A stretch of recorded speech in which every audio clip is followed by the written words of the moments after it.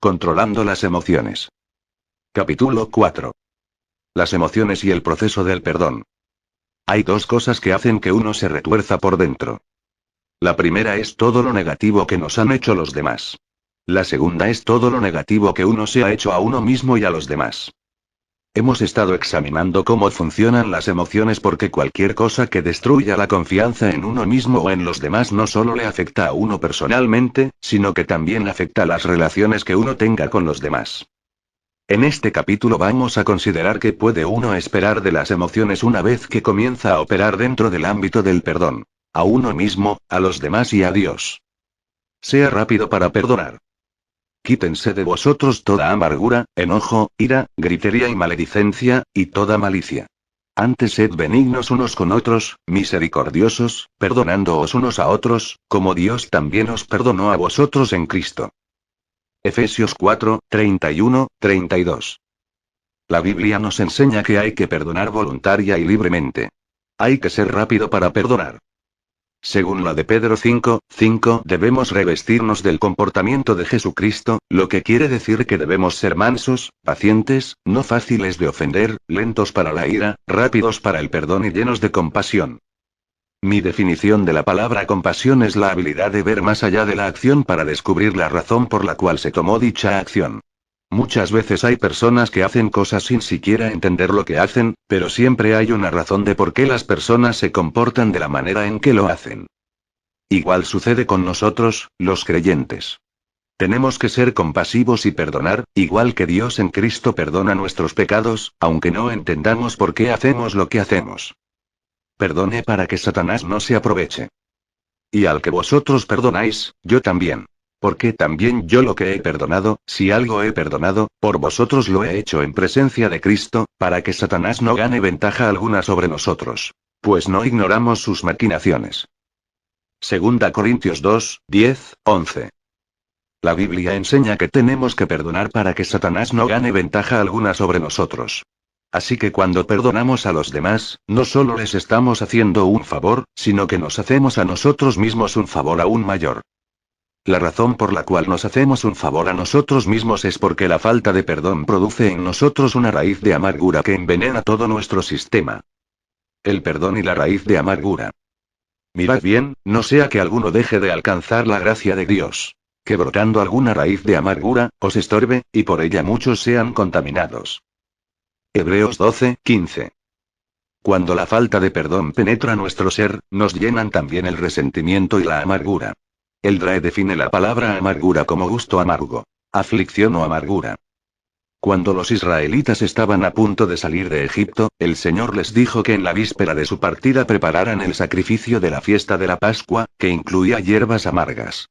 ¿Por qué? Porque Dios quería que al comer las hierbas amargas recordaran la amargura que habían sufrido durante el cautiverio. La amargura forma parte integral del cautiverio. Se dice que las hierbas amargas que comían los israelitas eran similares al rábano picante. Si alguna vez le ha dado usted una buena mordida a un rábano picante, sabe que puede causar una fuerte reacción física. La amargura causa exactamente la misma reacción en nuestro espíritu. No solo hace que uno se sienta incómodo, sino que también incomoda al Espíritu Santo que mora en nosotros. Vemos que para los que entran en contacto con nosotros somos un olor grato. Pero cuando estamos llenos de amargura, el aroma que despedimos no es dulce, sino amargo. ¿Cómo nace la amargura? Según la Biblia, crece de una raíz, la raíz de amargura. La raíz de amargura siempre produce un fruto amargo. ¿Y de qué semilla germina? La falta de perdón. La amargura surge como resultado de las muchas pequeñas ofensas que nos negamos a hacer a un lado, las cosas que revivimos una y otra vez en nuestro interior hasta que las sacamos totalmente de su proporción y crecen hasta hacerse gigantescas. Además de todas las cosas donde dejamos que se nos escape la mano, también están las ofensas graves que las personas cometen o han cometido contra nosotros. Mientras más tiempo permitamos que crezcan y se arraiguen, más poderosas serán y más infectarán a todo nuestro ser. Nuestra personalidad, actitud y comportamiento, perspectiva y relaciones, en especial nuestra relación con Dios. Suéltelo de una vez. Y santificaréis el año 50, y pregonaréis libertad en la tierra a todos sus moradores. Ese año os será de jubileo, y volveréis cada uno a vuestra posesión, y cada cual volverá a su familia.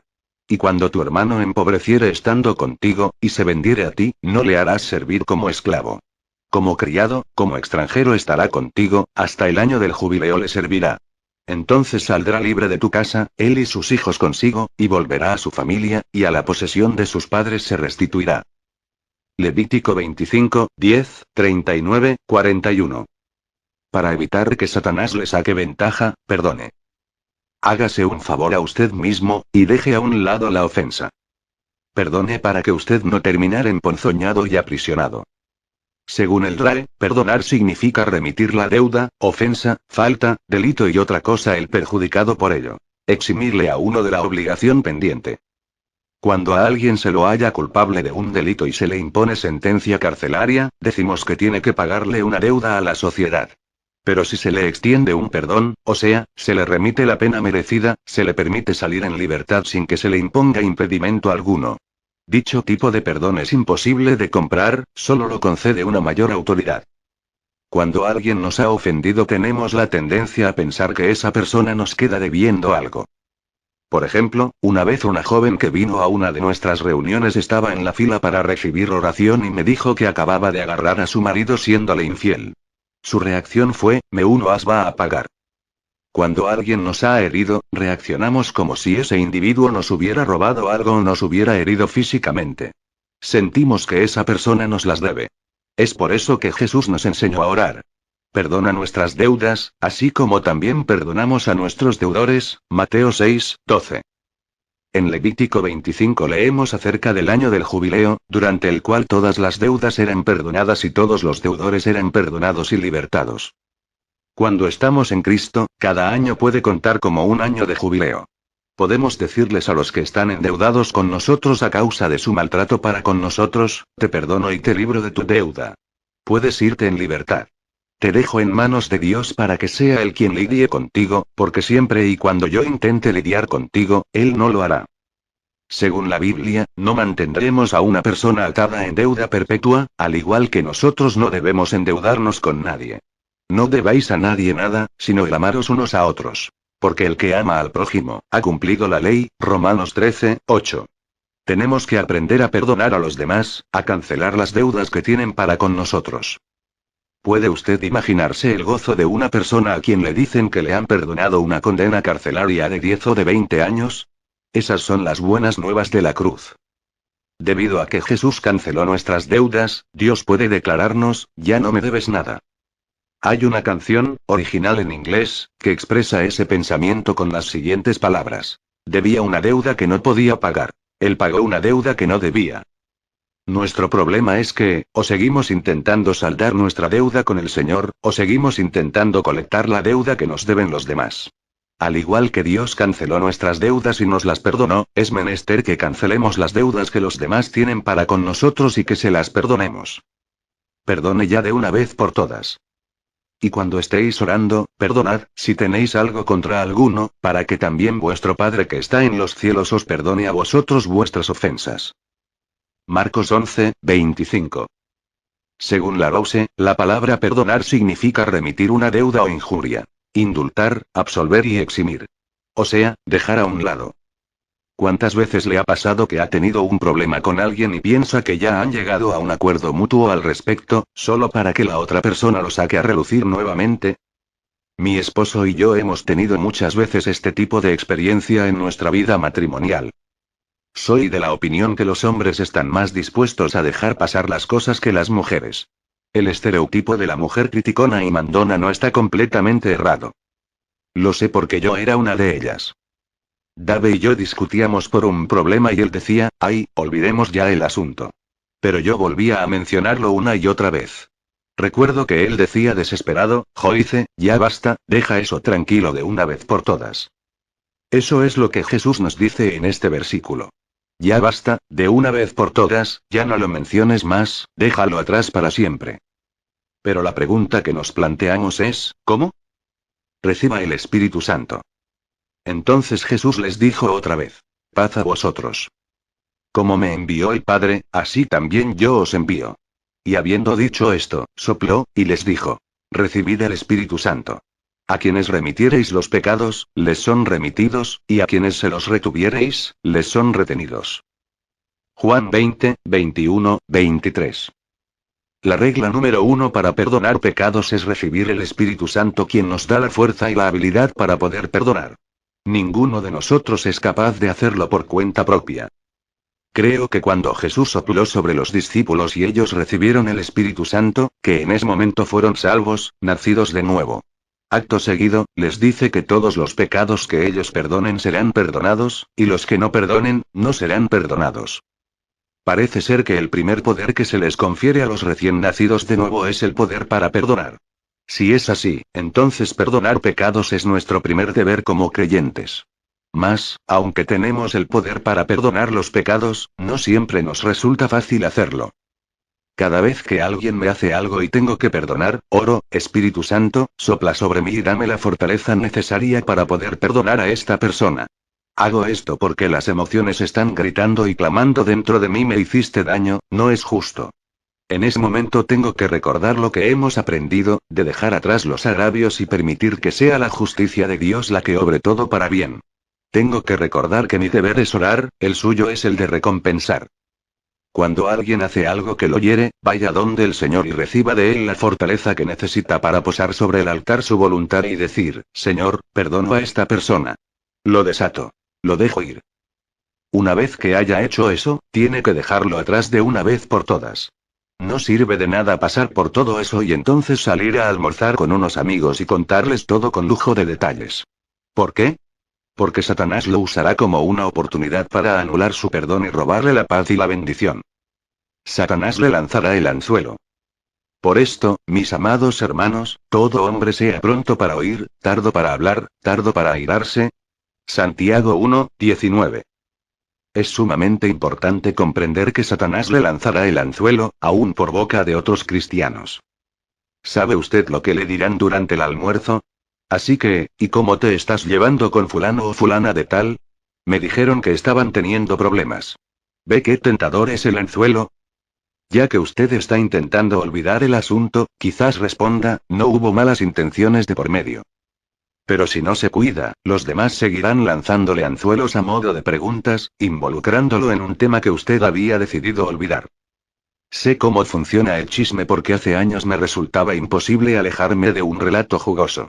Alguien me mencionaba a otra persona y se me paraban prácticamente los oídos. Me emocionaba mucho: ¡ay, estoy por descubrir un secreto! Es el tipo de cosa que nos envenena. Ahora, cada vez que alguien intenta hablar acerca de otra persona o de otro ministerio, intento desviar completamente el tema. Respondo con un comentario similar a este: bueno, oro para que Dios ayude a esa persona y a ese ministerio a resolver sus problemas y que puedan aprender algo de esta experiencia que los haga más poderosos que nunca. Cuando alguien se le acerca para tirarle el anzuelo y ver si habla acerca de algún problema en su iglesia o ministerio, necesita desviar la conversación diciendo: ah, sí, es verdad, hubo algún que otro problema, pero, que yo sepa, todo se está resolviendo de maravilla. Si la persona insiste en saber cómo van las cosas, déjele saber de una manera cortés pero firme, que no va a decir nada negativo al respecto. Obedezca lo que dice la Biblia: sea pronto para oír, tardo para hablar, tardo para airarse. Cada vez que escuche algo que lo moleste y lo lleve a querer reaccionar abruptamente, pare un momento y piense: ¿qué es lo que el enemigo se trae entre manos? Es muy posible que lo que quiera hacer sea anular esa oración de perdón al lanzarle el anzuelo para que usted reviva el agravio una y otra vez. ¿De qué le sirve a uno comentarle a los demás cuán heridos nos sentimos? Ahora, no estoy diciendo que nunca deberíamos compartir con nuestro cónyuge o ministro, o con un amigo íntimo, qué está ocurriendo en nuestra vida. Sin embargo, es necesario mantener un equilibrio al respecto. Tenemos que cuidarnos de no destruir el carácter o la reputación de otro. Solo por el hecho de que otro nos haya hecho mal no nos da el derecho a recompensarle con otro mal. Hacer mal por mal no cancela el mal. Perdone para evitar que Satanás se aventaje de usted. Rehúsese a morder el anzuelo del diablo.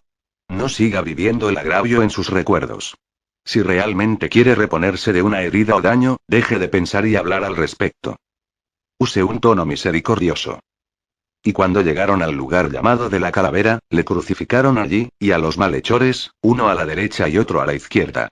Y Jesús decía: Padre, perdónalos, porque no saben lo que hacen. Lucas 23, 33 minutos, 34 segundos. He compartido a menudo esta ilustración, pero lo hago nuevamente porque me parece que es muy poderosa. La madre de mi esposo crió 8 hijos casi sola. En la actualidad todos sus hijos sirven al Señor. Cuando eran chiquillos ella se dedicaba a limpiar casas ajenas para poder llegar a fin de mes porque no participaba de ninguno de los programas de asistencia social del gobierno. Solo contaba con un pequeño cheque de seguro social para mantenerse ella y a la familia. Según los mayorcitos crecían, iban ayudándola a ella y al resto de la familia. Todos hacían todo lo posible por aportar. El ambiente en el cual se crió Dave fue uno de pobreza, si lo medimos por las normas de hoy. Sin embargo, todos y cada uno de esos chiquillos se sentía amado. Los llevaban a la iglesia y se les instruía en principios y valores cristianos. Esos años de crianza han surtido un efecto permanente en cada uno de ellos. Durante todos los años que Dave y yo hemos estado casados, jamás escuché que ni él ni ninguno de los miembros de su familia dijeran siquiera una palabra negativa en contra de su padre, aunque era él el principal responsable de la situación en la cual se encontraban. Él estaba esclavizado por el alcohol y murió cuando Dave tenía 16 años. Su familia siempre presentaba la problemática con un tono misericordioso. Creo que esa actitud de estar dispuestos a perdonar es lo que ha abierto tantas puertas de bendiciones en sus vidas. Cuando Jesús pendía de la cruz, oró por los que lo atormentaban, diciendo, Padre, perdónalos, porque no saben lo que hacen. Usted y yo debemos revestirnos de Jesús, de su comportamiento y personalidad. Tenemos que dejar de preocuparnos tanto por lo que los demás nos hacen a nosotros e interesarnos más por lo que se hacen a sí mismos cuando nos tratan a nosotros de esa manera. En el Antiguo Testamento el Señor le dijo a los enemigos de Israel, no toquéis a mis ungidos, la Crónicas 16, 22. Debido a que usted y yo somos hijos de Dios, somos sus ungidos. Cuando la gente nos maltrata se colocan en una situación muy precaria, así que tenemos que orar por ellos.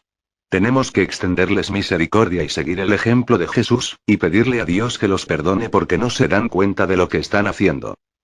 Bendiga y no maldiga. Ahora me gustaría citar 3 escrituras significativas que tienen que ver con el perdón para ver si puede usted detectar en cada una un mismo tema que a veces obviamos cuando buscamos perdonar a alguien que nos ha ofendido. Oísteis que fue dicho, amarás a tu prójimo, y aborrecerás a tu enemigo. Pero yo os digo, amad a vuestros enemigos, bendecid a los que os maldicen, haced bien a los que os aborrecen y orad por los que os ultrajan y os persiguen. Mateo 5, 43, 44. Bendecid a los que os maldicen, y orad por los que os calumnian. Lucas 6, 28. Bendecid a los que os persiguen, bendecid y no maldigáis. Romanos 12, 14. ¿Ve usted qué es lo que nos falta cuando lo único que hacemos es perdonar al enemigo sin dar el siguiente paso? Permita que comparta con usted una lección que he aprendido a raíz de ministrar acerca del tema del perdón. Una vez le pregunté al Señor, Padre, ¿por qué viene la gente a nuestras reuniones y oran y logran aprender a perdonar, mas poco después vuelven a lo mismo y vuelven a tener problemas y piden ayuda nuevamente? Lo primero que el Señor me reveló acerca de esas personas es, no hacen lo que les digo que hagan en mi palabra. Verá, aunque Dios dice en su palabra que hay que perdonar a los demás, no terminan allí sus instrucciones. Nos dice además que debemos bendecirlos. Dentro de este contexto, la palabra bendecir significa hablar bien de. Así que uno de nuestros problemas estriba en que, aunque oramos por y perdonamos a los que nos han ofendido, enseguida los maldecimos con nuestra lengua o hablamos acerca de la ofensa una y otra vez con los demás. No funciona así la cosa. Para pasar por el proceso del perdón y gozar de la paz que buscamos, es necesario que hagamos lo que Dios nos mandó hacer, que no solo es perdonar, sino también bendecir. Una razón por la cual se nos dificulta tanto orar por los que nos han hecho daño y nos han maltratado es que tenemos la tendencia de pensar que estamos pidiéndole a Dios que los bendiga física o materialmente. La verdad es que no estamos orando para que ellos ganen más dinero o tengan más posesiones, sino para que sean bendecidos espiritualmente. Lo que estamos haciendo es pidiéndole a Dios que les traiga verdad y revelación acerca de su actitud y comportamiento para que ellos estén dispuestos a arrepentirse y a ser librados de sus pecados. Sé cuán difícil puede llegar a ser hablar bien de aquellos que nos han hecho daño. Permítame darle un ejemplo de mi propia experiencia. Hace un tiempo nos mudamos a una linda casa en un barrio nuevo. El único problema fue que el contratista de la casa no terminó todas las refacciones que había prometido. Así que tuvimos que gastar dinero y tiempo adicionales arreglando cosas que no debieron haber sido responsabilidad nuestra. Más habíamos determinado no hablar mal de él. ¿Por qué? Porque no queríamos que el enemigo nos sacara ventaja alguna. Una noche vi que una joven paseaba a su niño pequeño cerca de nuestra casa, así que empecé a conversar con ella.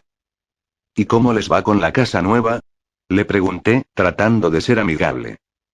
Nos gusta mucho, contestó, pero ni te cuento lo que nos ha hecho el contratista. Ahora, esta señora era muy amable, pero reconocí de inmediato que el diablo me estaba tirando el anzuelo. ¿Cómo le hubiera gustado a mi carne reaccionar diciendo, sí, empieza no más, que ya mismo te ayudo?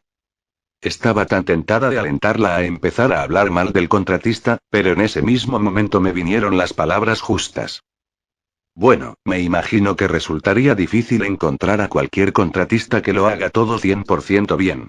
Ese comentario cambió completamente la conversación. No es suficiente el solo hecho de que perdonemos a los demás, sino que tenemos que tener cuidado de no maldecirlos, de no hablar mal de ellos, aunque parezca que lo merecen. Por el contrario, tenemos que seguir el ejemplo de Jesús y bendecirlos, y hablar bien de ellos. ¿Por qué? Porque al hacerlo no solo los bendecimos a ellos, sino a nosotros mismos. Extender perdón a los demás y a sí mismo. Pero si andamos en luz, como Él está en luz, tenemos comunión unos con otros, y la sangre de Jesucristo su Hijo nos limpia de todo pecado. Si decimos que no tenemos pecado, nos engañamos a nosotros mismos, y la verdad no está en nosotros. Si confesamos nuestros pecados, Él es fiel y justo para perdonar nuestros pecados, y limpiarnos de toda maldad. Primera Juan 1, 7, 9. Mientras que aprendemos a perdonar a los demás, tenemos que recordar que tenemos no solo que perdonar a los demás, sino también a nosotros mismos. Tenemos que aceptar y recibir el perdón que le pedimos a Dios que nos dé. Si sentimos que hemos hecho cosas que han causado problemas para los demás, tenemos que ser perdonados tanto como necesitamos perdonar a los que nos han causado problemas a nosotros. Si no nos perdonamos a nosotros mismos, cortamos nuestra comunión con Dios igual que cuando no perdonamos a los demás. Tenemos que ser igual de prontos para perdonarnos nuestros propios pecados y fracasos y debilidades como perdonamos a los que nos han hecho mal. De lo contrario, terminaremos viviendo con sentimientos de culpa y condenación. Dios quiere que seamos libres para que Él pueda tener una comunión íntima con nosotros. Pero cuando estamos llenos de sentimientos de culpa y nos sentimos condenados, se arruina la relación que tenemos con el Padre. El Señor ha prometido: todo lo que el Padre me da, vendrá a mí. Y el que a mí viene, no le echo fuera. Juan 6, 3, 7. Si ha hecho algo mal, vaya donde el Señor. Él ha prometido perdonarle sus pecados, alejarlos de usted tan lejos como el este queda del oeste, y no recordarlos nunca más. ¿Alguna vez le pasó que usted sabía que se estaba olvidando de algo importante, pero no importa cuánto intentaba recordar qué era, se le hizo imposible? De la misma manera Dios se olvida de nuestros pecados. Una vez que los reconocemos y confesamos, Él nos perdona y se olvida de ellos de manera tal que aunque intente recordarlos, le resulta imposible. Según la Biblia, no hay condenación para los que están en Cristo Jesús, Romanos 8, 1. Las cosas viejas pasaron. He aquí todas son hechas nuevas, 2 Corintios 5, 17. Así que, ¿por qué no se hace usted mismo el favor de perdonarse a sí mismo, al igual que perdona a los demás? Perdonar a Dios. Otro problema que afecta a muchas personas es la falta de perdón hacia Dios. Los que nunca hayan experimentado este sentimiento quizás no logren comprenderlo, pero los que sí lo hemos vivido sabemos lo que es sentir enemistad contra Dios porque a Él se le acusa de defraudarnos de algo importante en nuestra vida. Las cosas no han ido como esperaban. Piensan que Dios podría haber cambiado las circunstancias si así hubiera querido hacerlo, pero ya que no quiso, lo culpan a Él de la situación en la cual se encuentran. Se sienten defraudados y engañados por Dios. Es posible que en algún momento de su vida usted se haya sentido de esa manera. De ser así, también sabe que es imposible tener relación alguna con una persona con la cual usted está enojado. En ese caso, la única solución es la de perdonar a Dios. Nuevamente, puede que eso le suene raro, y, claro está, Dios no necesita que nadie lo perdone. Pero ese grado de honestidad y franqueza pueden romper el yugo y restaurar la relación que el enojo había impedido. Muchas veces pensamos que podríamos aceptar mejor nuestra situación si tan solo supiéramos por qué ocurrieron las cosas de la manera en que sucedieron. Pensamos si tan solo supiéramos el porqué de que nos hayan ocurrido ciertas cosas, nos sentiríamos satisfechos. Mas el Señor me compartió que si realmente supiéramos el porqué, nos sentiríamos aún menos satisfechos. Creo que Dios únicamente nos informa lo que realmente tenemos que saber, lo que podemos encarar, y que no nos hará daño, sino que, de hecho, nos servirá de ayuda. A menudo intentamos averiguar algo de lo cual Dios nos mantiene ajenos para nuestro propio bien. Es por eso que debemos aprender a confiar en Dios, ya no tratar de averiguarlo todo en la vida. Tarde o temprano tenemos que llegar al lugar donde uno deja de sentir amargura, resentimiento y lástima por uno mismo. Tiene que llegar la hora en la cual uno deje de vivir en el pasado y de preguntar por qué. En vez, hay que aprender a permitir que Dios use nuestras cicatrices para algo beneficioso. ¿Cómo atar y desatar mediante el perdón? De cierto os digo que todo lo atéis en la tierra, será atado en el cielo, y todo lo que desatéis en la tierra, será desatado en el cielo. Mateo 18:18. No se han escuchado mensajes suficientes acerca del perdón. Tenemos que desarrollarnos al punto en que seamos prontos para perdonar, y escuchar más enseñanza sobre el tema nos permitirá hacerlo. Es cierto que usted y yo tenemos autoridad en calidad de creyentes, la autoridad de atar y desatar. Esa verdad nos ha sido enseñada y se fundamenta en Mateo 18:8. Sin embargo, si uno lee el capítulo 18 en su totalidad, se da cuenta de que Jesús realmente está hablando acerca del perdón. En el versículo 21, Pedro le pregunta a Jesús cuántas veces ha de perdonar a su hermano que peca contra él. Al responderle, Jesús cuenta la parábola del siervo a quien su señor le perdonó una gran deuda que no podía pagar. Entonces, el siervo fue y de inmediato exigió a un consiervo que le pagara una pequeña deuda que tenía, amenazándolo con echarlo a él y a su familia en la cárcel si no le podía pagar. El resultado final fue que el siervo malo fue llamado a comparecer ante su señor y condenado a la cárcel de los deudores debido a que se había rehusado a perdonar a otro como lo habían perdonado a él. Entonces, Jesús concluye el capítulo entero diciendo en el versículo 35. Así también mi Padre Celestial hará con vosotros si no perdonáis de todo corazón cada uno a su hermano sus ofensas.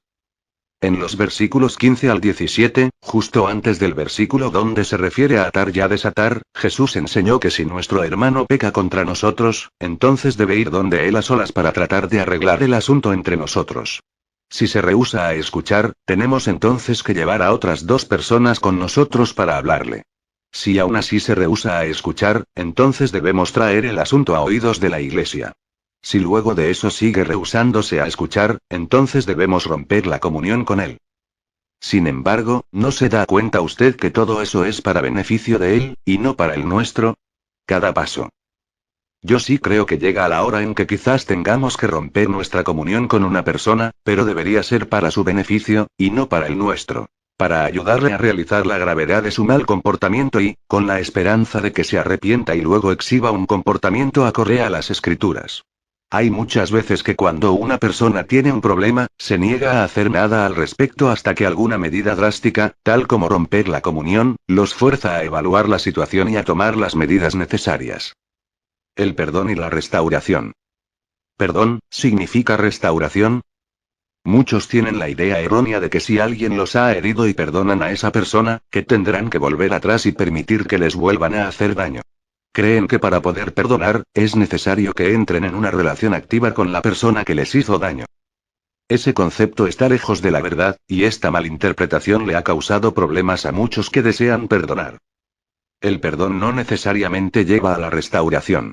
Si la relación puede ser restaurada, y es la voluntad de Dios que así sea, entonces la restauración es el mejor plan.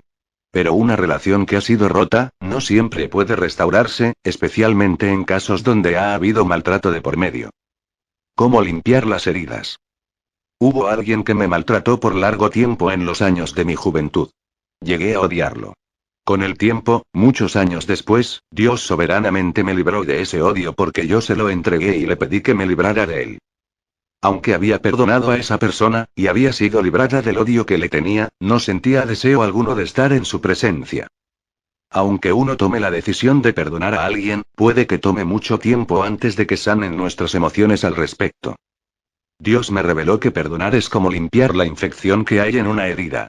La palabra de Dios nos ayuda a renovar la mente acerca de cómo debemos cubrir una herida emocional.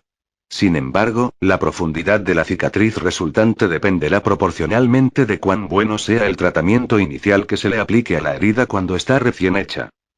Si de entrada se le da el tratamiento adecuado a la herida, entonces la cicatriz resultante no causará problemas. Si, por el otro lado, no se atiende a la herida y ésta se infecta, y la infección se riega, aunque se limpie y se vende la herida, es posible que quede una fea cicatriz que más adelante puede llegar a causar problemas. La misma verdad física se aplica en el ámbito de las emociones. El mejor plan es perdonar de inmediato y completamente. Sin embargo, muchos no se dan cuenta de cuándo es que primero resultaron heridos. Si a una persona no se le ha instruido en principios y guías fundamentados en la Biblia, entonces reacciona igual que reaccionaría cualquier otro ser humano normal, al igual que lo hice yo cuando me maltrataron a mí. Solo conocía odio hacia el que me maltrataba, y como resultado tenía un corazón duro, rebelde y toda una sarta de problemas a los cuales me ha tomado años sobreponerme. Es más difícil la recuperación si la herida es profunda y dejó cicatrices marcadas. Pero Dios promete traer a nuestra vida restauración, y sé por experiencia personal que Él cumple lo que promete si nosotros obedecemos lo que nos manda a hacer. Podemos tomar la decisión de perdonar a los demás y a rehusarnos a hablar mal de ellos, tal como nos instruye la palabra de Dios. Podemos orar por ellos y pedir que Dios los bendiga. Hasta podemos hacer todo tipo de obras buenas en beneficio de ellos y mostrarles misericordia y gracia. Mas sin embargo, a pesar de todo, podemos seguir sintiéndonos heridos por ellos. A las emociones les toma tiempo ajustarse a nuestra decisión. Aún después de que por fuera parezca que una herida física ha sanado, todavía puede estar sensible y doler por dentro. Lo mismo sucede con las heridas emocionales.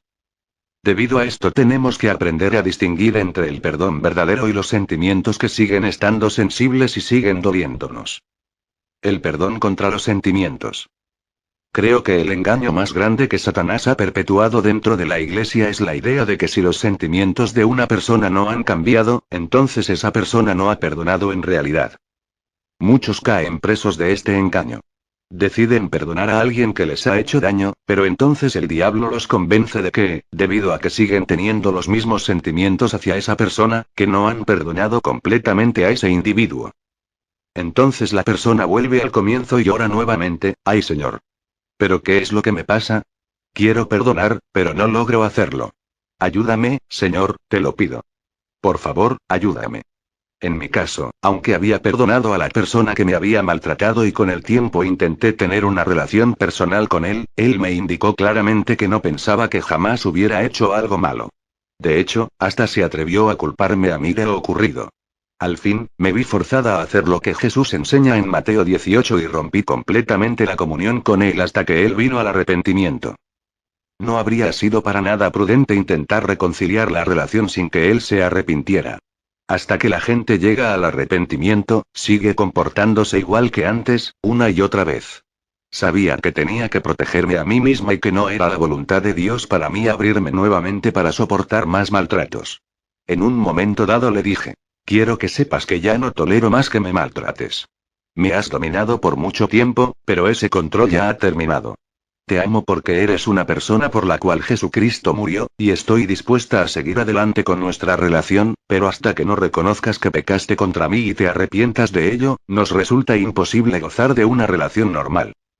Confrontarlo a él de esa manera fue algo que el Espíritu de Dios me guió a hacer, y formó parte de mi propio proceso de sanidad.